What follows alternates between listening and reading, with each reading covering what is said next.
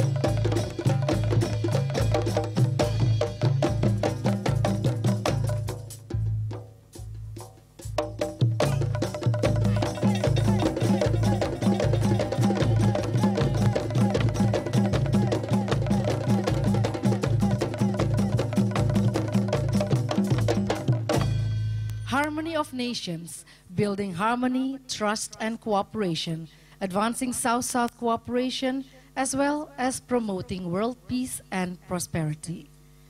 Ladies and gentlemen, speech by His Excellency, the President of the Republic of Indonesia, followed by the striking of the gong, marking the official opening of the Asian-African Summit 2015. Join me in welcoming His Excellency, Mr. Jokowi.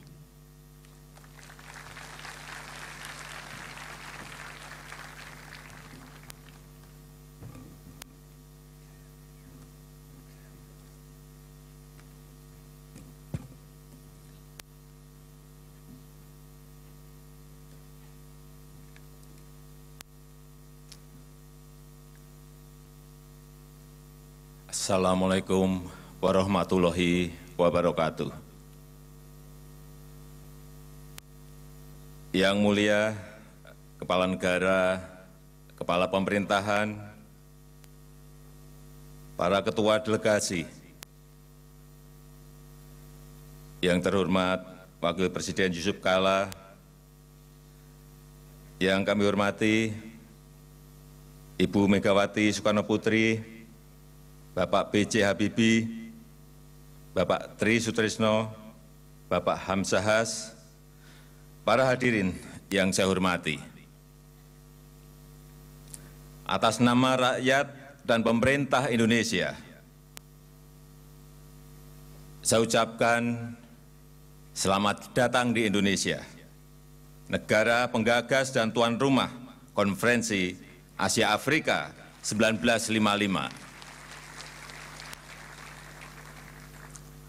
60 tahun lalu, Bapak bangsa kami, Presiden Soekarno, Bung Karno, mencetuskan gagasan tersebut demi membangkitkan kesadaran bangsa-bangsa Asia dan Afrika untuk mendapatkan hak hidup sebagai bangsa merdeka, yang menolak ketidakadilan, yang menentang segala bentuk imperialisme.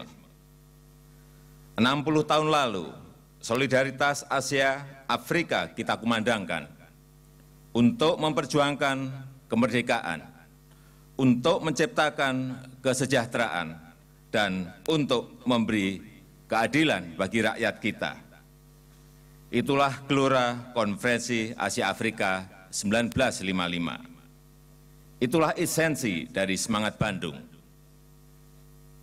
Kini, 60 tahun kemudian, kita kembali bertemu di negeri ini, di Indonesia, dalam suasana dunia yang berbeda. Bangsa-bangsa terjajah, colonialized nations have now become independent and sovereign. Perjuangan Yet, belum selesai. this is not the end of our struggle. Yang mulia, para hadirin Your sekalian, Excellencies, ladies and gentlemen, dunia yang kita warisi sekarang the world that we masih inherit syarat today dengan are still fraught with ketidakadilan, injustice, kesenjangan, disparity, dan kekerasan global. and global violence. Cita-cita bersama The shared ideals of the emergence of the new world civilization tatanan dunia baru yang berdasarkan keadilan, yang berdasarkan kesetaraan dan kemakmuran, masih jauh dari harapan. Ketidakadilan dan ketidakseimbangan global masih terpampang gamblang di hadapan kita.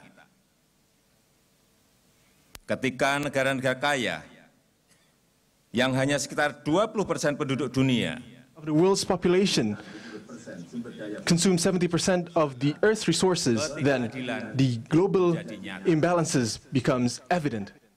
ketika ratusan orang di belahan bumi sebelah utara menikmati hidup super kaya, sementara 1,2 miliar jiwa di belahan selatan tidak berdaya dalam kemiskinan dengan penghasilan kurang dari $2 per hari. Maka ketidakadilan semakin kasat mata. Ketika ada sekelompok negara kaya merasa mampu mengubah dunia dengan menggunakan kekuatannya, maka ketidakseimbangan global jelas membawa sengsara yang semakin kentara ketika Perserikatan Bangsa-Bangsa, PBB, tidak berdaya. Aksi-aksi kekerasan tanpa mandat PBB, seperti yang kita saksikan, telah menafikan keberadaan badan dunia yang kita miliki bersama itu. Oleh karena itu, kita bangsa-bangsa di Asia Afrika mendesak reformasi PBB.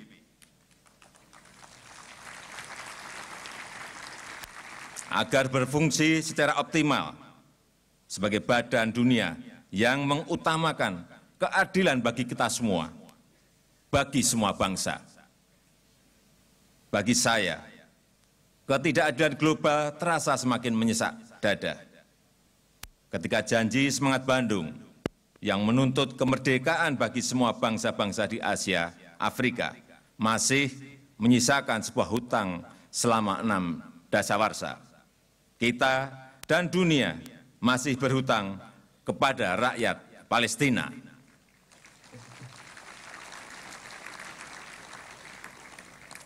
Dunia tidak berdaya menyaksikan penderitaan rakyat Palestina yang hidup dalam ketakutan dan ketidakadilan akibat penjajahan yang berlangsung begitu lama. Kita tidak boleh berpaling dari penderitaan rakyat Palestina. Kita harus terus berjuang bersama mereka. Kita harus mendukung lahirnya sebuah negara Palestina yang merdeka.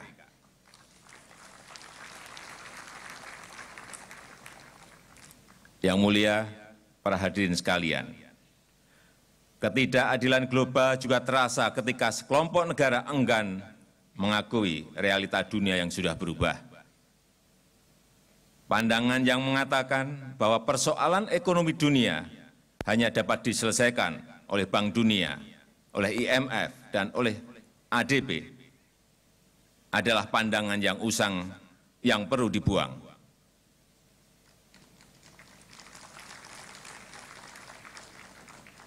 Saya berpendirian, pengelolaan ekonomi dunia tidak bisa diserahkan hanya kepada 3 lembaga keuangan internasional itu. Kita wajib membangun sebuah tatanan ekonomi dunia baru yang terbuka bagi kekuatan-kekuatan ekonomi baru. Kita mendesak dilakukannya reformasi arsitektur keuangan global untuk menghilangkan dominasi kelompok negara atas negara-negara lain. Saat ini dunia membutuhkan kepemimpinan global yang kolektif, yang dijalankan secara adil dan bertanggung jawab. Dan Indonesia sebagai kekuatan ekonomi baru yang sedang bangkit, sebagai negara berpenduduk muslim terbesar di muka bumi, sebagai negara demokrasi terbesar ketiga di dunia, siap memainkan peran global sebagai kekuatan positif bagi perdamaian dan kesejahteraan. Indonesia siap bekerja sama dengan semua pihak untuk mewujudkan cita-cita mulia itu. Yang mulia, para hadirin sekalian, hari ini dan hari esok, kita berkumpul di Jakarta ini untuk menjawab tantangan ketidakadilan dan ketidakseimbangan itu. Hari ini dan hari esok, rakyat kita menanti jawaban terhadap persoalan-persoalan yang mereka hadapi. Hari ini dan hari esok, dunia menanti langkah-langkah kita dalam membawa bangsa-bangsa Asia dan Afrika berdiri sejajar sama tinggi dengan bangsa-bangsa lain di dunia. Kita bisa melakukan itu semua dengan membumikan semangat Bandung, dengan mengacu pada 3 cita-cita yang diperjuangkan para pendahulu kita 60 tahun yang lalu. Pertama, kesejahteraan. Kita harus mempererat kerjasama untuk menghapuskan kemiskinan, meningkatkan pendidikan dan pelayanan kesehatan, mengembangkan ilmu pengetahuan dan teknologi, dan memperluas lapangan kerja. Kedua, solidaritas. Kita harus tumbuh dan maju bersama dengan meningkatkan perdagangan dan investasi di antara kita, dengan membangun kerjasama ekonomi antar kawasan Asia dan Afrika, dengan saling membantu dalam membangun konektivitas, membangun infrastruktur yang menghubungkan pelabuhan-pelabuhan kita, bandara-bandara kita, dan jalan-jalan kita. Indonesia akan bekerja menjadi jembatan maritim yang menghubungkan kedua benua. Yang ketiga, stabilitas internal dan eksternal, serta penghargaan kepada hak-hak asasi manusia. Kita harus bertanya apa yang salah dengan kita, sehingga banyak negara-negara Asia Afrika dilanda berbagai konflik internal dan eksternal yang menghambat pembangunan ekonomi kita. Kita harus bekerja sama dalam mengatasi ancaman kekerasan, pertikaian, dan radikalisme seperti ISIS. Kita harus melindungi hak-hak rakyat kita. Kita harus menyatakan perang terhadap narkoba yang menghancurkan masa depan anak-anak kita.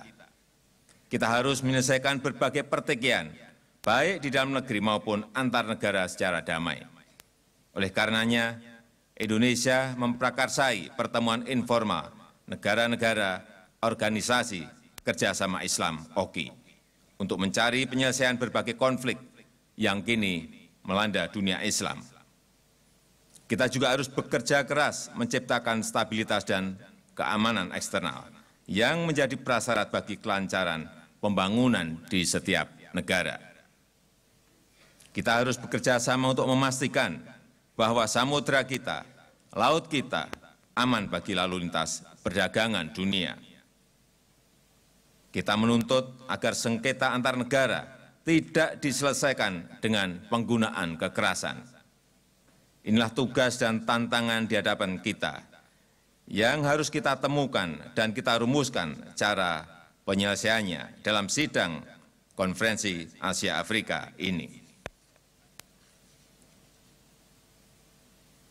Yang mulia para hadirin sekalian, melalui forum ini saya ingin menyampaikan keyakinan saya bahwa masa depan dunia ada di sekitar ekuator, di tangan kita, bangsa-bangsa Asia dan Afrika yang ada di dua benua.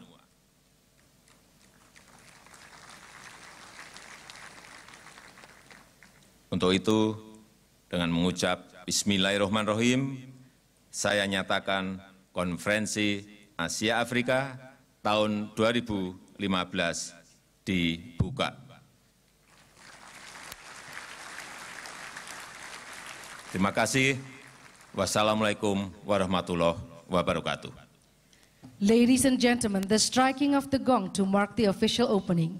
Please accompany His Excellency, the President of the Republic of Indonesia, representing one of the founders of the Asian-African Conference 1955, President of the Republic of the Union of Myanmar, His Excellency Mr. U Thein Sein, and Minister of Foreign Affairs of the Republic of Indonesia, Mrs. Retno L.P. Marsudi.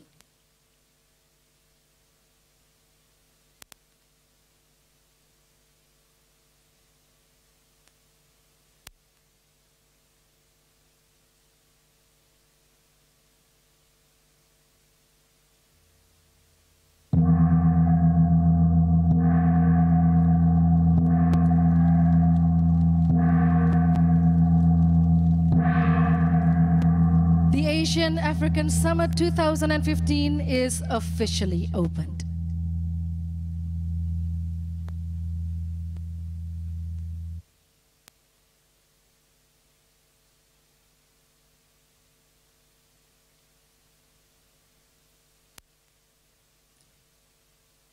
Your Majesties, Your Excellencies, ladies and gentlemen, the Asian-African Summit 2015 is officially opened by His Excellency, the President of the Republic of Indonesia.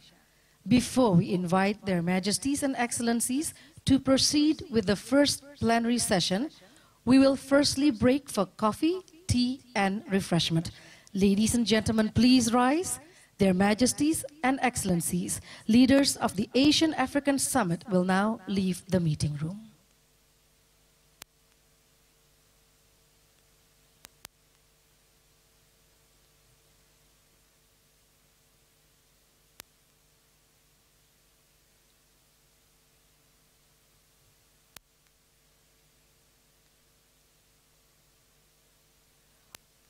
All the leaders will have their coffee and tea at the Assembly Hall 2.